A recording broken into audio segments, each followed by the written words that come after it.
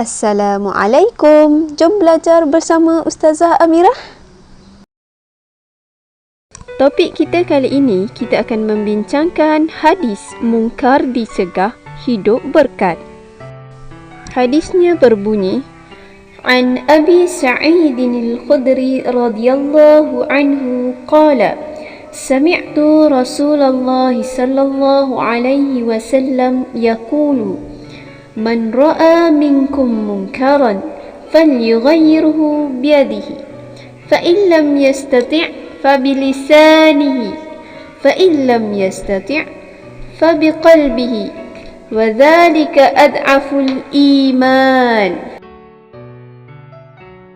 Maksud hadis daripada Sa'id Al-Khudri radhiyallahu anhu berkata, dia mendengar Rasulullah sallallahu alaihi wasallam bersabda, Man ra'a minkum munkaran, sesiapa dalam kalangan kamu melihat sesuatu kemungkaran, falyughayyirhu biyadihi, maka hendaklah dia mengubahnya dengan tangannya.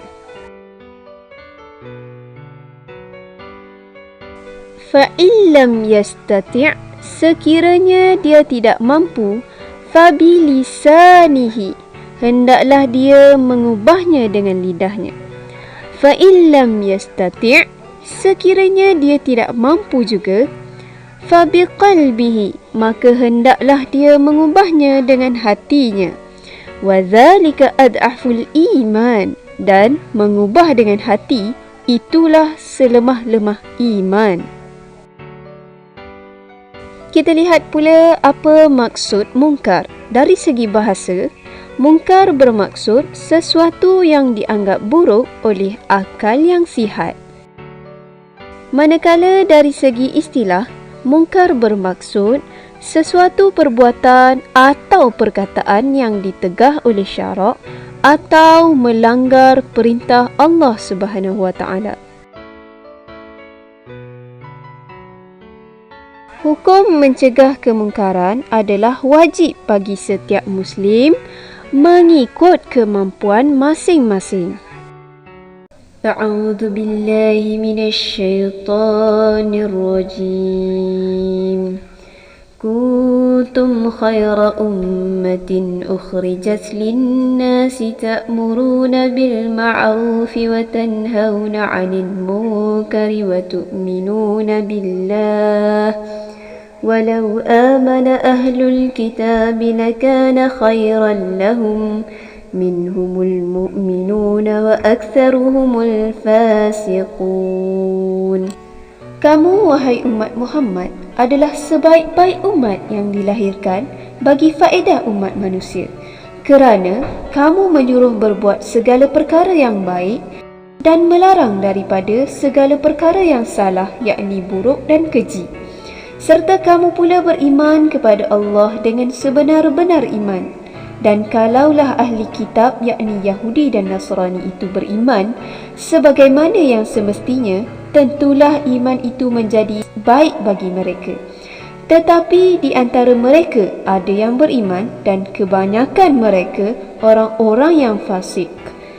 Surah Ali Imran ayat 110.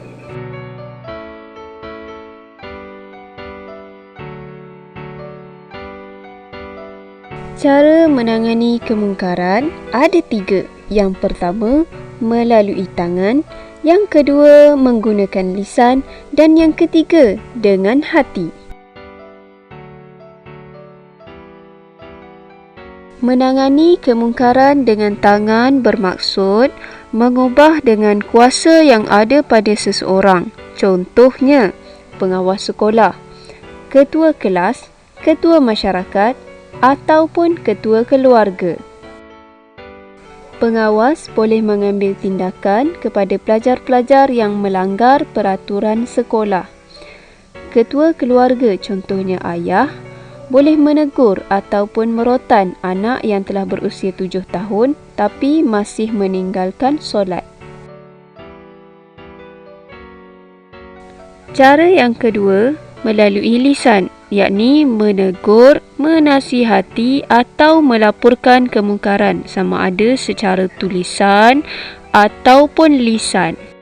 Hal ini bertepatan dengan satu dalil daripada surah An-Nahl ayat 125. A'udzu billahi minasy syaithanir rajim. Ud'u ila sabili rabbika bil hikmah wal mau'izatil hasanah wajadilhum billati hiya ahsan.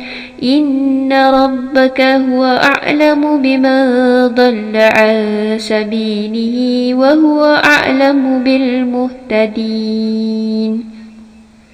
Maksudnya, serulah ke jalan Tuhanmu, wahai Muhammad, dengan hikmah, kebijaksanaan dan nasihat pengajaran yang baik, dan berbahaslah dengan mereka yang engkau serukan itu dengan cara yang lebih baik. Sesungguhnya Tuhanmu dialah jua yang lebih mengetahui akan orang yang sesat dari jalannya, dan dialah jua yang lebih mengetahui akan orang-orang yang mendapat hidayah petunjuk.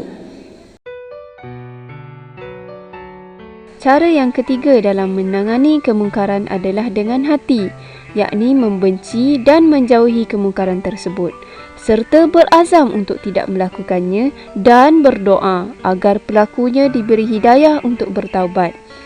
Dan cara yang ketiga ini adalah dikatakan dalam hadis sebagai selemah-lemah iman, kerana kita tidak mampu untuk menegur dengan cara lisan dan menggunakan kuasa yang ada.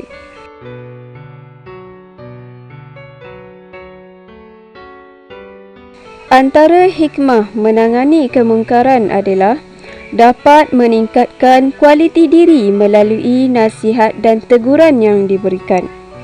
Yang kedua, dapat mewujudkan masyarakat yang harmoni kerana bersikap prihatin.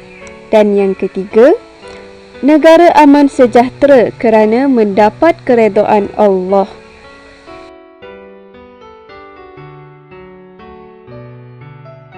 Antara pengajaran hadis yang boleh kita ambil adalah kita sebagai umat Islam hendaklah mencegah kemungkaran dengan kuasa dan kemampuan yang ada, seperti menguatkuasakan undang-undang ataupun peraturan.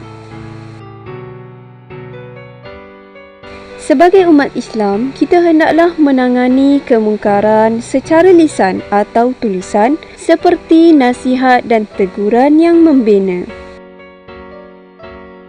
Sebagai umat Islam, kita juga hendaklah membenci kemungkaran dalam hati dan berusaha untuk menjauhinya.